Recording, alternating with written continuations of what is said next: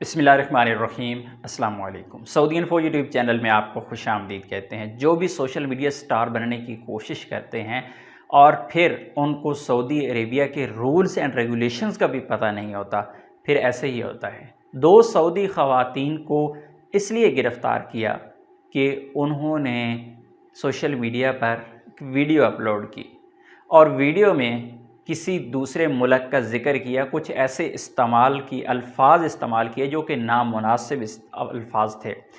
4-4 लाख रियाल का जुर्माना दोनों को कर दिया। ये नॉर्मली रूटीन में होता है। आप इंडिया में देख लें, पाकिस्तान के नाम किस तरह लिया जाता है सोशल मीडिया पे। आप पाकिस्तान में देख लें, इंडिया का नाम कैसे लिया जाता है सोशल मीडिया पे। ये जो दोनों ख़वातीन हैं, इन्होंने सऊदी अरेबिया के ख़िलाफ़ कुछ भी नहीं बोला। इन्होंने एक और किसी मुल्क के ख़िलाफ़ बात की है और फिर इनको पकड़ लिया गया।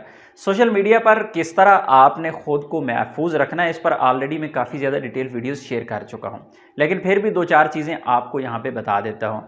इवन कि आपके पास रियाल हैं, आप रियाल को भी वीडियो में शो नहीं करवा सकते।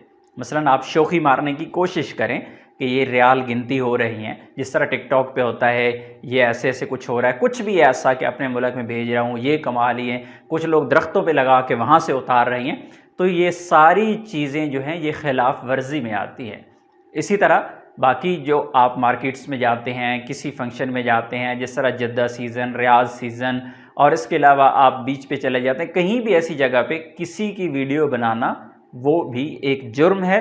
सऊदी अरेबिया के ख़िलाफ़ बोलना ये तो एक बहुत बड़ा जुर्म है, लेकिन किसी और मुल्क के ख़िलाफ़ भी बात करना। इसी तरह आपस में बातें करते हुए, आपस में आप झूठी लड़ाई करते हुए अगर वीडियो बना लेते हैं, अगर आप झूठी एक दूसरे को मार भी रहे हैं या कोई ऐसा बेहुदा मजाक कर रही हैं जिसकी वीडियो बना के आप सोशल मीडिया पे लगा देते हैं, जो कि अक्सर टिकटॉकर्स करते हैं, तो ये भी बहुत बड़ा जुर्म है। और इसी तरह सोशल मीडिया पर लगी हुई कोई भी पोस्ट जो नामुनासिब हो, आप उसे शेयर करते हैं, आप उसे फॉरवर्ड करते हैं, तो ये भी एक जुर्म है।